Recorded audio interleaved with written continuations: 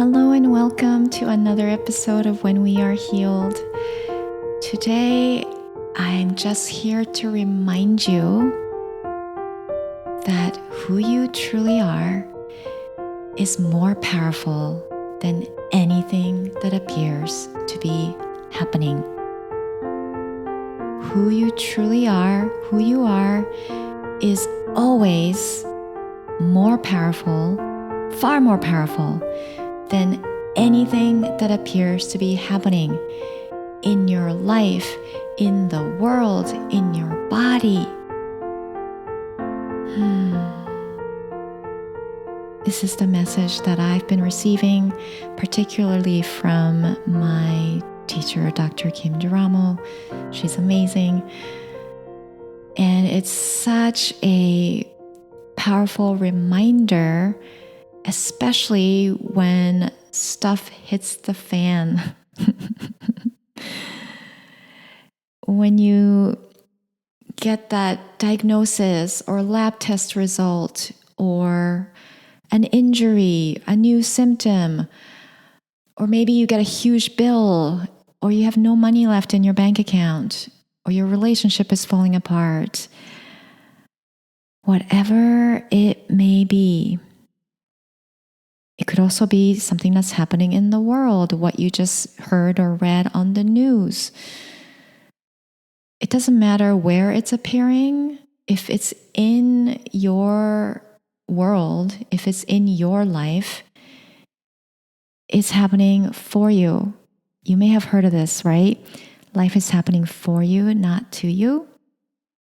What if we really begin to take that at face value and really double down on the truth with a capital T, that we are one with Source, one with God, period, the end, no exceptions.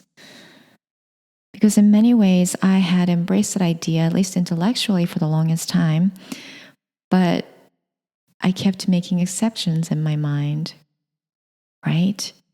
Like the health of my body, for example. It's been layers upon layers upon layers of surrendering and releasing control and choosing love and compassion for myself when there's a symptom popping up in my body, or that something comes up. Fear is one, and anger are two things that tend to come up a lot for me when I have worked with doctors or practitioners in the past who didn't seem to understand how my system works, or that whose solutions created more problems or made things more convoluted and complicated, right? Whatever it is that's coming up, that's pressing on that fear button, that powerlessness button, that despair button, the victim button, what if we just soften and welcome it in? What if we could just even be 2% willing to ask ourselves, what if this really is happening for me? What blessing am I here to receive here? Is there something I can embrace and open up to? Instead of, why is this happening to me? WTF, God, it's so unfair. I've been working so hard to make my life right, to fix everything, to improve everything, to grow spiritually and ascend to the 5D.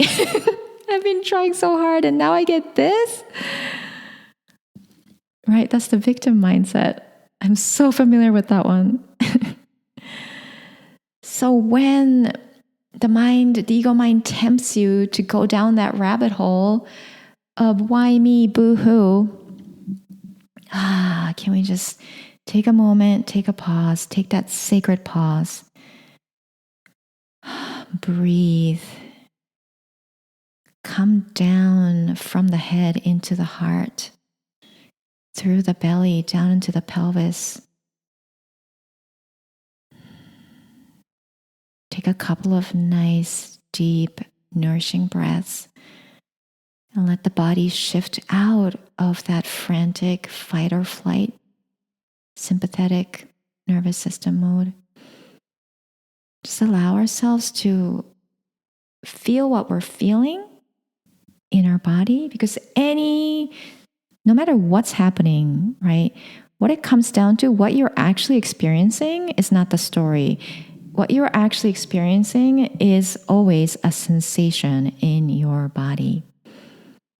We might label it as fear when we feel that constriction in our throat or heart, or a fluttering in our stomach, or maybe it's a tension in your temples or clenching in the jaw. But no matter what appears to be happening, what we're really experiencing is a sensation, the energy moving. And when we let ourselves just feel that, instead of spinning ourselves in wheels about what's happening and getting into the story of it, getting stuck in the story of it, when we just breathe, soften, drop into our body and just feel what we're feeling, that's enough to open up to a higher awareness, higher wisdom, higher solutions, loving thoughts, empowering thoughts. So when you feel that softening, when you feel your body soften, when you feel your mind relax even just a little bit, that's when we can begin to ask empowering, expansive questions instead of, why is this happening to me? What do I need to do? I need to fix this now. Expansive questions like this. What is this here to show me? What if this really is happening for me? Who do I get to be to move through this? Who I get to be when I move through this? What do I get to expand into because this came into my life? What if this really is the greatest gift that's ever happened to me? You don't have to answer it. The mind's going to want to answer it and dig for answers. No, you don't have to do that. You just ask that question. And just asking that question is the higher frequency. Just asking that question and opening to a higher possibility that you cannot see yet, even just 2%, that's enough to begin shifting the energy. And guys, it really doesn't matter what that thing is that triggered you. It really doesn't matter if it's a money thing or a work thing or a body thing or a world event thing or relationship thing, because all of it, if it's causing suffering, all of it is stemming from the collective belief in separation, that we are these separate bodies, separate from our source, with limitations and lack and vulnerabilities, and that we have to fight and we have to figure things out in order to survive in this world. No. Who you truly are is pure consciousness. Who you truly are is one with source. You are the source. There's nowhere else the source is but in you. So what if all of these wonderful spiritual teachings that we've been immersing ourselves into, we start really doubling down on it and taking it at face value and stop making exceptions? Wow, it appears that I have no money left in my savings, my bank account. But if who I truly am is infinite, who I truly am really is one with source, who I truly am is infinitely resourced, then what can I move into here? What a fascinating, interesting situation that I get to experience and move through, which is going to show me just how powerful I am. And no one else can do this for you. That's the hardest part. It took me forever to even begin to really embrace that no one else can do this for me. The universe, source is so kind, so gentle, so respectful that it always respects my timing, my will, my choice. So it patiently waits until I become willing to choose the truth. And I know so well that space where it feels like it's not our choice. It's not my choice. It's not up to me. I've been wanting to choose joy and live in my wholeness so badly, but it just seems like something in me is just so broken and so messed up, and it always sabotages me, or that it always brings up heavy stuff and I'm feeling always anxious and I have no control over that, right? I know that space so well. But what if really was up to you? What if you really did have a choice? What if your choice actually does matter? Then what would you choose? Would you still choose joy, right? Would you still choose love? Would you still choose strength? Even if it doesn't seem like there's no evidence in the world, in the 3D, that says that you have that you have power, that you have strength, that you have everything in you that you've been seeking. But that's the thing. You have to, the saying goes, you have to see it to believe it. You have to see it to believe it. But it's actually the opposite. You have to first believe it to see it. The shift first has to happen inside of you before life can start reflecting it back to you. And there's usually, well, not always, there's usually, for me, in my experience, there's a time lag. There's a shift that happens internally, and life begins to shift a while after that. It could take a while, but that's okay. Anyways, so that's it. That's what I wanted to remind you today. Who you truly are is more powerful than anything that appears to be happening. And so if you could just let yourself soak up that truth with a capital T, wow, it really feels like I have no power, no solution. I'm at my wit's end. I'm in so much fear, and that's okay. But I wonder what else is possible. I wonder what this is here to show me. I wonder if this is the opportunity I've been waiting for, to receive, to embrace everything that I've been yearning for my entire life. So that's what came through today. Thank you so much for listening. I'd love to hear how this landed for you. You can go to our Substack, whenwearehealed.com, episode 24, and leave a comment. Or if you're listening on YouTube, you can leave a comment there. I read every single one. And if you'd like assistance in moving through, shifting anything that's coming up for you, I always find that it's so helpful to work with somebody who knows how to hold space for you and guide you in doing this work. I have coaching sessions available, starting with a single session. More information is available on my website at rieko.co, rieko.co. And now I'm offering a prayer to close. Join me in closing your eyes if it's safe to do so. Taking a deep breath of love and gratitude.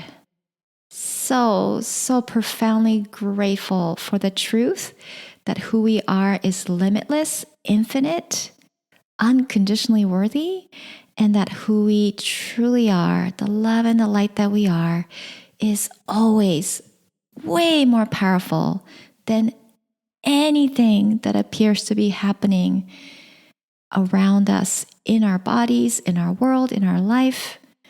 No matter what that appearance may be, what that challenge might be, we're so grateful to sink beneath the turbulent waves of the world in the 3D and allow ourselves to rest in the truth that we are one. There's nothing outside of us.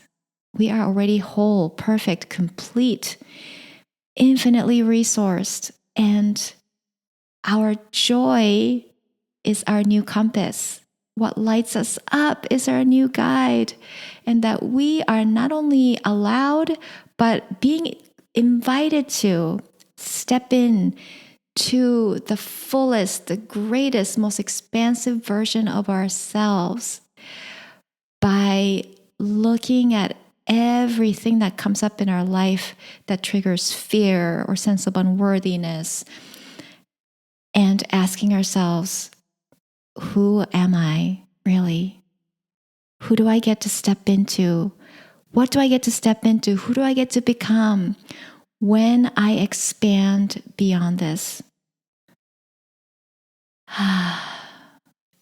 And so I know in my heart that to every soul, every brother and sister who's listening, that they're being led and guided to the most wildly expansive, joyful, lit up life beyond their imagination, and that all the support, all the resources that they could ever need is already on standby, waiting for the invitation, waiting for their yes to let it in.